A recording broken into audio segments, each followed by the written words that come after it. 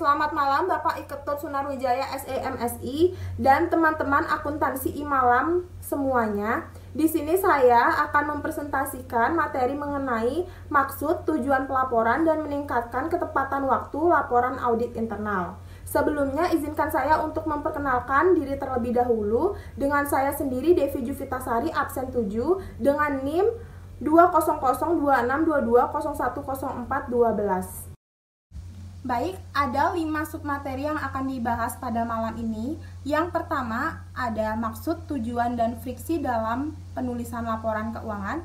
Yang kedua, meningkatkan ketepatan waktu laporan audit internal. Yang ketiga, prosedur pelaporan standard of the professional practice of internal auditing. Yang keempat, tips dan strategi yang efektif dalam penulisan laporan. Dan yang kelima, unsur-unsur laporan audit internal yang baik.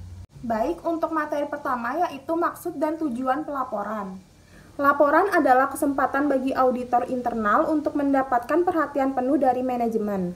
Laporan tersebut dapat memberitahukan kepada manajemen mengenai kejadian-kejadian penting yang tidak diketahui kecuali jika diberitahukan. Adapun fungsi dari laporan audit adalah sebagai berikut. Mengkomunikasikan yaitu menceritakan hal-hal yang ditemukan atau suatu kejadian penting kepada manajemen. Yang kedua, mempengaruhi yaitu meyakinkan manajemen mengenai nilai dan validitas dari temuan audit. Dan yang ketiga, memberikan hasil yaitu menggerakkan manajemen ke arah perubahan dan perbaikan. Laporan audit internal menjadi sebuah instrumen yang kuat jika dibuat dan dipergunakan dengan baik. Laporan audit internal dapat mengubah pandangan dan dapat mendorong dilakukannya tindakan. Laporan audit internal dapat menciptakan kesan keprofesionalan audit. Adapun tujuan dari laporan audit yaitu yang pertama, laporan auditor adalah merupakan kesimpulan dari hasil pemeriksaan. Yang kedua, menyajikan temuan-temuan dari hasil pemeriksaan yang telah dilakukan. Dan yang ketiga, sebagai dasar untuk kemudian diambil tindakan oleh manajemen terhadap penyimpangan yang terjadi. Untuk mencapai tujuan tersebut, maka laporan yang disampaikan haruslah memiliki unsur-unsur yaitu objektif, jelas, ringkas, konstruktif, dan tepat waktu. Selanjutnya, friksi dalam penulisan laporan, yaitu yang pertama penulisan ulang supervisi, yang kedua pelaporan di bawah tekanan, yang ketiga terlalu banyak waktu yang dihabiskan untuk penulisan laporan, yang keempat draft yang buruk, yang kelima kemampuan menulis yang lemah, yang keenam perbedaan opini antara auditor dengan supervisor mereka, yang ketujuh penulisan laporan dilakukan jauh dari lokasi audit, dan yang kedelapan kurangnya minat klien. Baik, untuk materi kedua yaitu meningkatkan ketepatan waktu laporan audit internal. Pengembangan dan penulisan laporan audit internal biasanya adalah sebuah proses yang lambat dan memakan waktu. Umumnya di beberapa kasus laporan dikeluarkan 3-6 minggu setelah auditor menyelesaikan pekerjaan lapangan dan rapat akhir secara formal telah dilakukan. Adapun faktor-faktor kelambatannya yaitu yang pertama, menahan mempresentasikan seluruh temuan sampai saat dilakukannya rapat akhir. Yang kedua, memberikan klien jangka waktu yang wajar untuk memberikan komentarnya, biasanya 30 hingga 60 hari. Yang ketiga, menulis draft laporan di kantor berdasarkan kertas kerja audit. Yang keempat, mengakomodasi komentar-komentar klien di dalam laporan. Yang kelima, memperbaiki draft laporan melalui 2 atau 3 tingkatan. Yang keenam, menelaah laporan. Dan yang ketujuh, telaah akhir oleh direktur audit internal. Baik, materi ketiga yaitu prosedur pelaporan.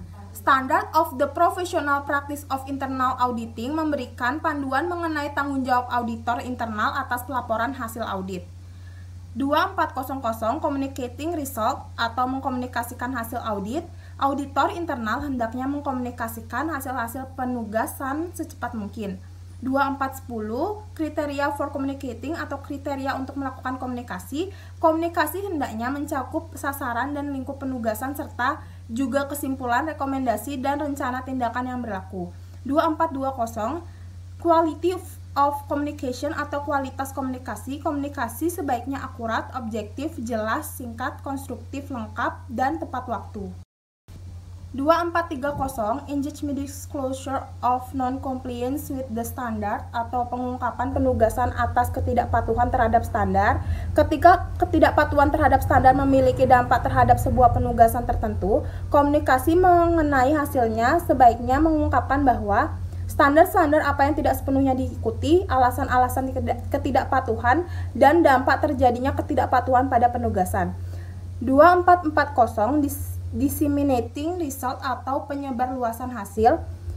Direktur Audit Internal hendaknya mendistribusikan hasil penugasan kepada pihak-pihak yang tepat, yaitu laporan interim, ringkasan laporan, diskusi dengan klien, partisipan diskusi, laporan-laporan faktual, perspektif, akurasi, kejelasan, dukungan latar belakang yang memadai, diskusi masalah teknis, dan pengorganisasian yang tepat.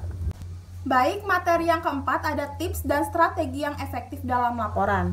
Tips untuk penulisan laporan audit. Yang pertama, perlahan-lahan pikirlah sebelum Anda menulis. Tulislah apa yang ingin Anda tulis. Yang kedua, menulislah untuk pembaca Anda yang paling tidak terinformasi. Sederhanakanlah apa yang hendak Anda tulis. Selanjutnya, jika sesuatu hal tampaknya tidak begitu jelas bagi Anda ketika Anda menuliskannya, lakukanlah penulisan ulang sampai hal tersebut jelas. Tunjukkan penulisan Anda kepada para pendengar Anda. Gunakanlah manual gaya penulisan yang baik dan sering-seringlah menjadikannya sebagai referensi. Selalu siapkan satu manual di samping Anda. Selanjutnya, cobalah untuk menulis dan mengeditnya ketika pikiran Anda masih relatif jernih. Ketika melakukan pengeditan, telaah setiap dokumen paling sedikit 3 kali. Percayalah pada pertimbangan Anda walaupun menyakitkan. Jelaskan mengapa Anda membuat pengubahan pada laporan. Hal ini dapat menjadi suatu proses pembelajaran dan tetap lakukan usaha Anda yang terbaik. Strategi yang efektif dalam penulisan laporan. Yang pertama, penulisan singkatan secara penuh sebaiknya dilakukan ketika singkatan tersebut dalam sebuah laporan. Jika terdapat banyak singkatan, gunakan lampiran untuk kesemuanya. Rekomendasi hendaknya secara seksama menguraikan prosedur yang akan menyelesaikan masalah. Rekomendasi hendaknya menyelesaikan masalah dasarnya, bukan masalah-masalah di permukaan atau gejala-gejalanya. Rekomendasi hendaknya diberikan pada segmen dari organisasi klien yang memiliki wewenang untuk mengimplementasikannya. Baik, selanjutnya, respon-respon klien atas temuan sebaiknya dimasukkan dalam laporan. Sebuah temuan audit sebaiknya menggambarkan hanya satu situasi. Bahasa yang digunakan sebaiknya objektif dan tidak menghakimi. Gunakan kamus yang telah diperbarui, kerangka pikiran dari laporan sebelum memulai membuat dan menuliskannya. Gunakan paragraf-paragraf pendek.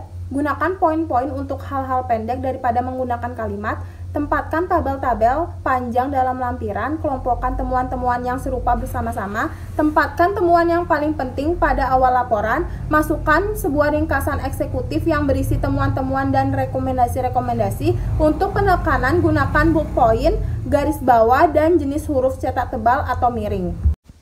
Baik, untuk materi kelima, ada unsur-unsur laporan audit internal yang baik. Laporan audit internal yang baik hendaknya terdiri dari 4 bagian. Yang pertama tujuan, yang kedua gambaran umum, yang ketiga isi, dan yang keempat temuan dan rekomendasi.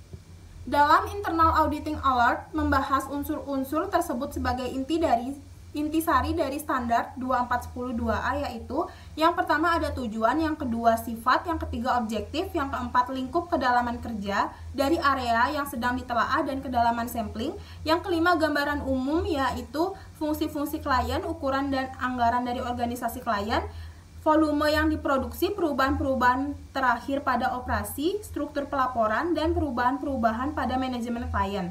Yang keenam ada isi, yaitu pekerjaan audit yang dilaksanakan dan hasil dari pekerjaan audit. Yang ketujuh ada temuan dari rekomendasi, yaitu kriteria, kondisi, penyebab, dampak, dan rekomendasi. Unsur-unsur lain laporan audit internal yaitu yang pertama laporan-laporan pendek. Laporan ini dibatasi hanya sepanjang 5 halaman dalam beberapa kejadian, bahkan hanya 1 hingga 2 halaman. Materinya telah teringkas, biasanya menjadi 1 paragraf untuk setiap temuan audit.